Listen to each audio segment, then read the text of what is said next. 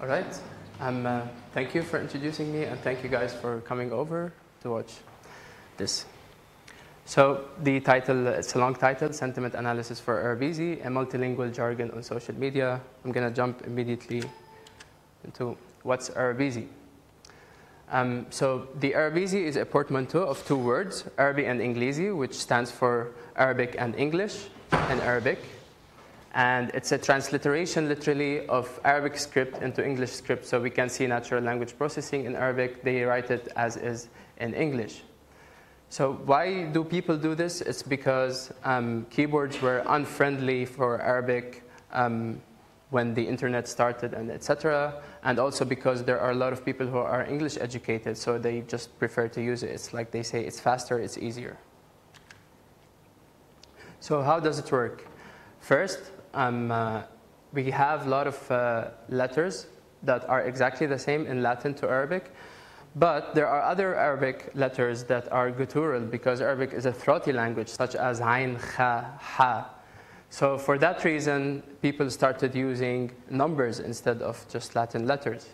And we also have light and heavy phonemes in Arabic, so we have Da and Da, Ta and Ta, Qa and Ka. I don't know if you guys can notice, but they are different. They are totally different. So this term, Habibi, it could be written either like this or either like this. And that's actually one of the challenges, that there's no specific orthography for writing this sort of language. And then we can have polysemy with words, because let's say we have two Arabic words, one with a light da, one with a heavy da. They have two different meanings. So one means root and one means hit, strike, but they are written exactly using the, which is exactly the same in one word, and it could be confusing. So as in qalb, which means dog, or it could be mean heart. So Arabic is not just one language, straightforward. It's a huge, it's spoken by over 300 million people, and there are like a lot of varieties of Arabic. So first of all, there's the modern standard Arabic, which is the MSA, or known as Al-Fusha. And this is the language that contains linguistic rules, poetry, part of speech. It's like it's proper language taught in schools, and it's used in formal context. So in newspapers, in magazines, in broadcasting channels, whenever they want to address the entire Arabic region, they use Fusha or MSA.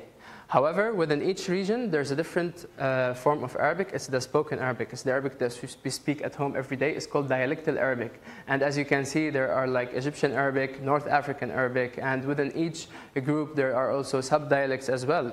And you can't just compare, I cannot just like relate, for example, the English of Britain versus the English of America. No, we might do a comparison with like the German of Switzerland and the German of Germany, where two people find it hard to converse. Just as like for a Lebanese guy to talk with a Moroccan guy, we might use Fusha or even English or French. And Arabizi is one version of the dialectal Arabic, which is the natural mother tongue, but it's written in script.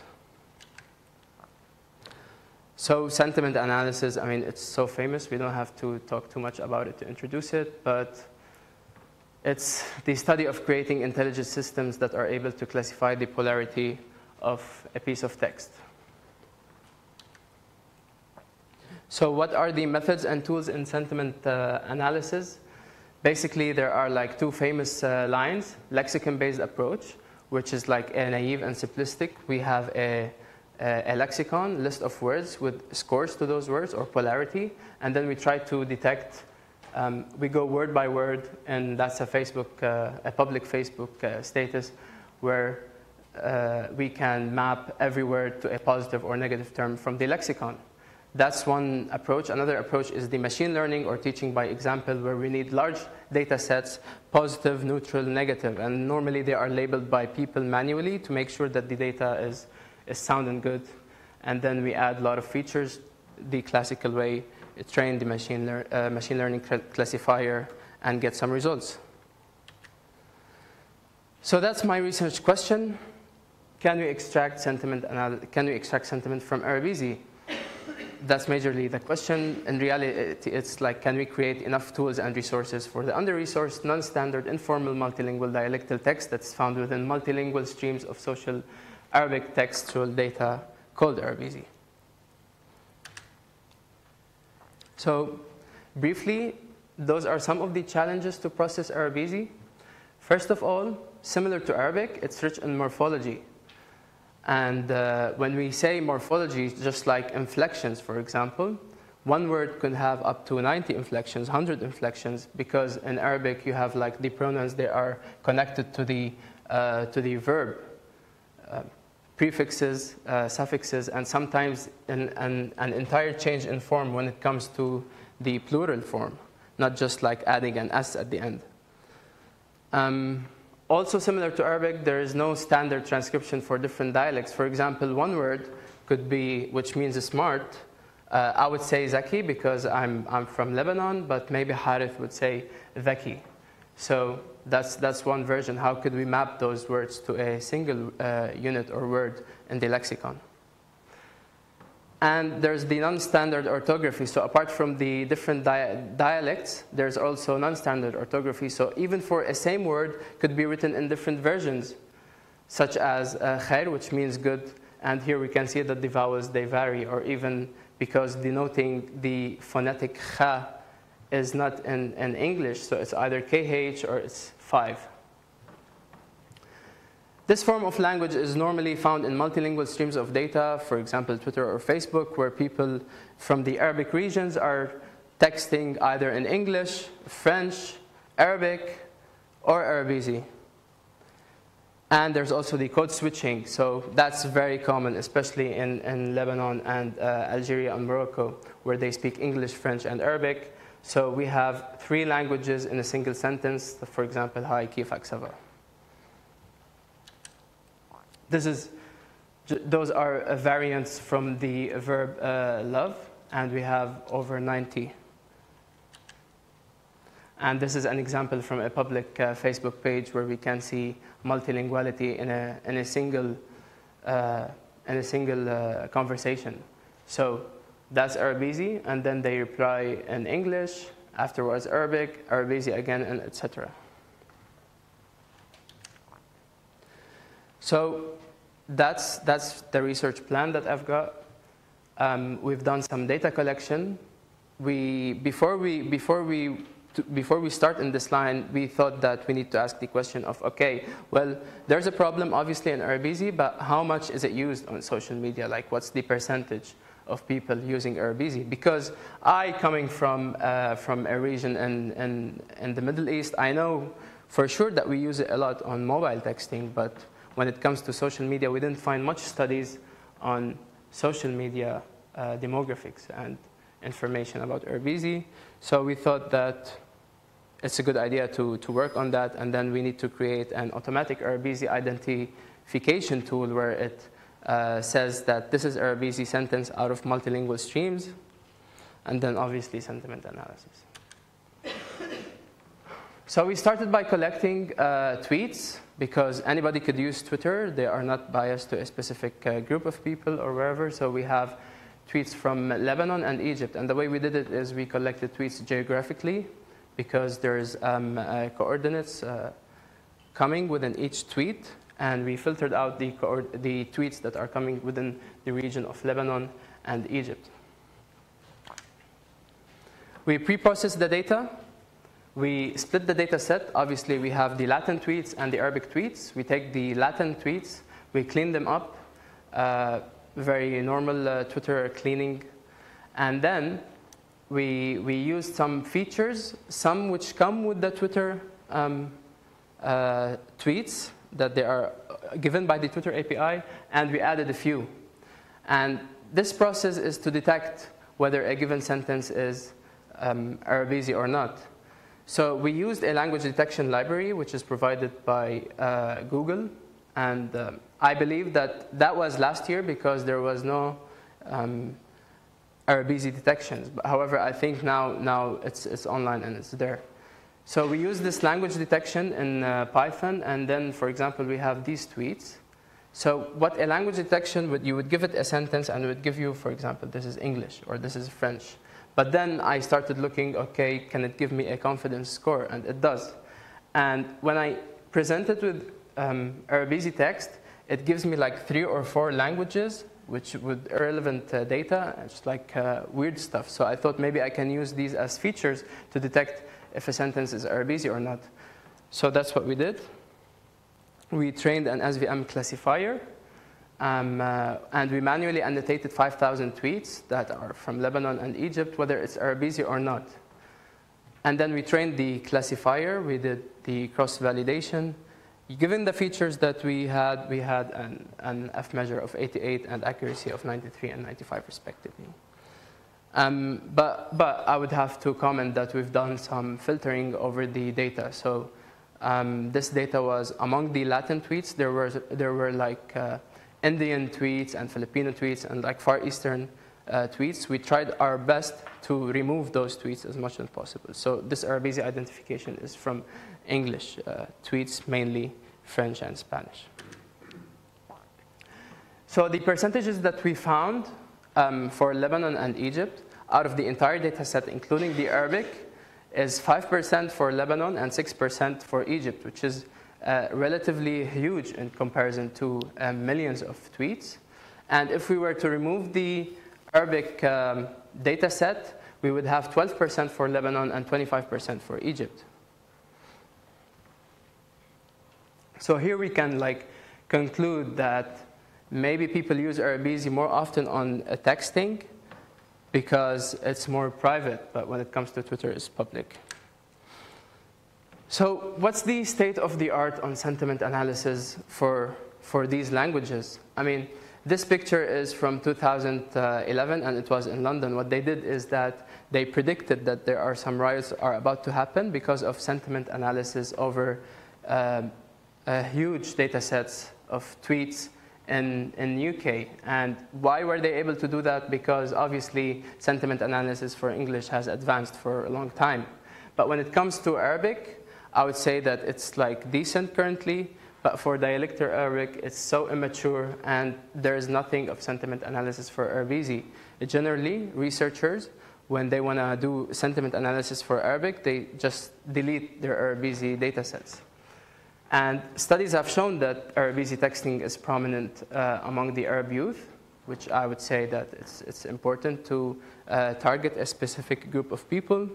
And it has been proven a key communication medium in major Arab events, such as the Arab Spring. And maybe it could be used for radicalization detection if, for example, youth were to be plan a terrorist attack. Then who knows what sort of language they are using. So it has some potential. Sentiment analysis for Arabizi. For the sake of this research, because dialects differ too much among each other, the way it's spoken and the way it's written, I start with Lebanese dialect Arabizi and take it from there. So we have the plan to annotate some data manually, apply a lexicon-based approach, and then move on to machine learning approach. For the data annotation, we streamed more tweets from Lebanon. We split the data into the Arabic and Latin data sets, and we took the Latin data set. We also did some filtering to maximize the textual information. We shuffled the data, and we parted 30,000 tweets for annotation, and we chose this number because we know that for Lebanon there's about 12% Arabizi based on the studies that we've already done. So we were hoping to have like 3,500 Arabizi tweets. So what we did is we created an annotation platform. It's online, and this platform, it asks every user that we give them access to 2 questions. Is this tweet mostly Arabizi? Because some tweets are, as we said, multilingual. And if they say yes, then we ask them what's the sentiment of the tweet. We had 3 Lebanese undergraduate students from my previous university, and we tested with around 1,000 tweets before we start with the bigger task. So within those 1,000 tweets, I realized that there are lots of multilinguality and code switching. For example, we can see that sometimes there's only one Arabizi word and the rest is English, or there's one English word, the rest is... But sometimes it's even worse when you have like an equal number of words, and this is where it gets confusing. So we added the option to answer I don't know, in case they were not able to tell whether a tweet is Arabizi or not. For example, in the second one, we can see bonsoir, حاولت أعمل لك, this is Arabizi, and then rest is English. And for the sentiment, it was a bit confusing as well, because sometimes the annotators, they look at the author's emotion, but that's not what we're after. We're after what's the sentiment of the text without the emotion of the author. So this sentence translates to the smell of the house is popcorn and there's a smiley face. But is there sentiment actually in the text, yes or no? I think it's neutral. So I had to tell the students about this, and then rest they can judge. Another one is, haha, we failed the exam. Obviously, I mean, they are happy that they failed the exam, but what's the sentiment in here? Is it positive or negative? I mean, it should be negative because there's a failure over there, right? So those are snaps of the system. We have every user that logs into the system, and then this is the question they answer, whether Arabizi is yes or no. And if they answer yes, they would say if what's the sentiment of the Arabizi tweets. And of course, we were showing the percentage of the total tweets, the total Arabizi, and how much positive, neutral, negative with emotion bars as they annotate. And we had like it took them a lot to finish it, so around 40 hours of work. So those were the annotation results. We had, as we estimated, we had around 3,500 Arabizi tweets, where there's two annotators overlapping with the agreement. We have a kappa value of 0.8, and for the 3 agreement, it's less at 0.5.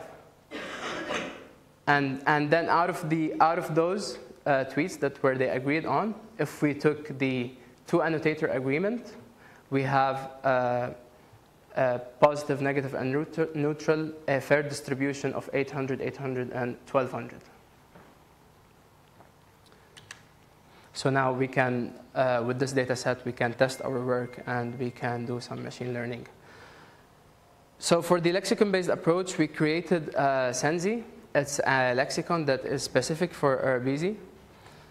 So we take a Binglu sentiment lexicon, which is different from the mainstream lexicons because it has only a list of positive words and negative words. And we manually translated every lemma to a Lebanese dialect synset, a group of synonyms. So we end up with 366 positive and 555 negative words, lemmas, sorry. And then, after we did that, we have a challenge. How can we address the non-standard orthography? So even if I have one positive word in the list, but if it's written in several ways, how can I map this word to what's written in the text? So for that reason, I stripped the vowels because I can see that the majority of the differences take place in the vowels. So once I strip the vowel and I look at this sequence of consonant letters, I can minimize the number of variations when it comes to mapping. Another challenge comes up is like once we strip the vowels, we might face polysemic entries. For example, this sequence could map with a word which means poisonous or smile. So how can I deal with this? There's also, as you said earlier, the rich morphology. Even if I had one lemma, it could be written in 90 variations, especially for Arabic. So I used regular expressions where I would, this is the regular expression where I just I try my best for every lemma to make it match with all possible inflections. And by that, here we are saying that, okay, this is the sequence, the original sequence, which is the root of the word.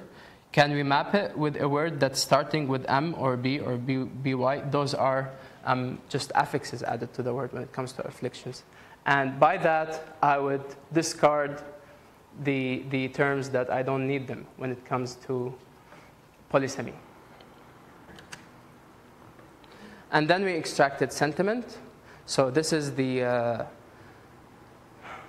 pipeline.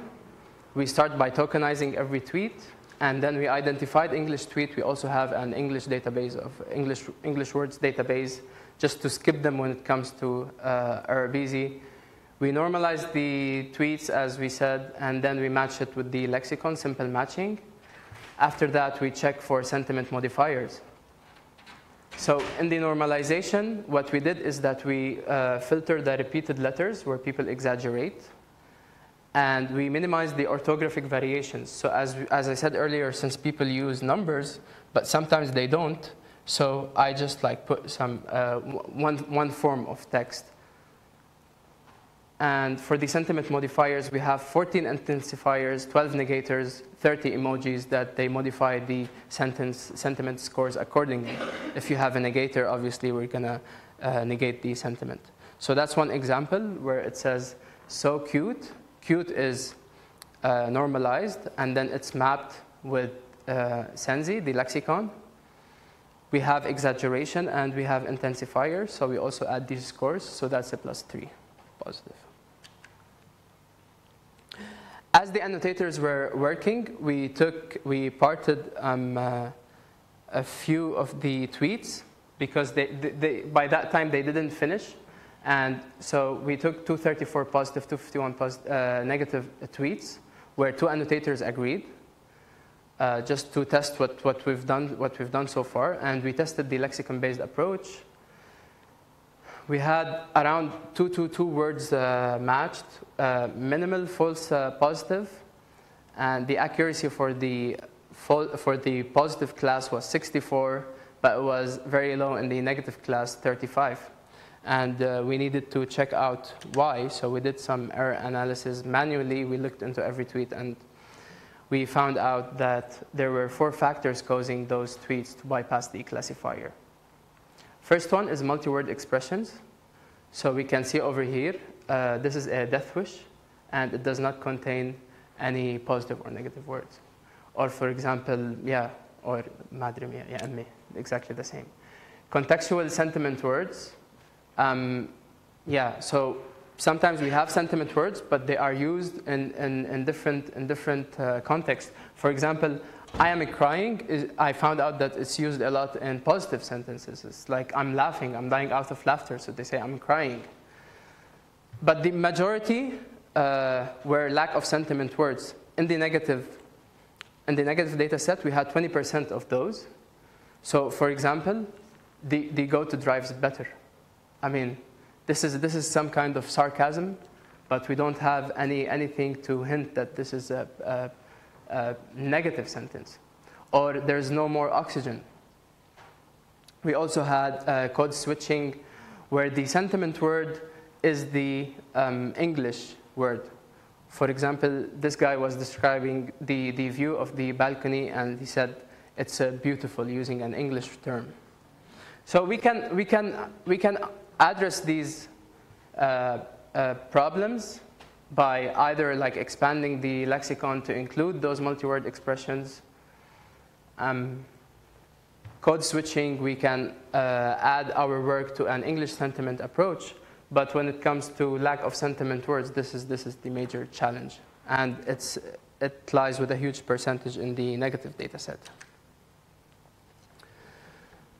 So that's what we've done so far, and what I'm about to do right now is to, because the data set, the annotation, the data sets just, they were just finished 2 days ago, so we needed to do machine learning for this data, the classical way, cross-fault validation, SVM, try several classifiers, some feature engineering, and then compare it versus our baseline, the lexicon-based approach. And then we're going to do a hybrid approach, which is going to combine the machine learning with the lexicon-based.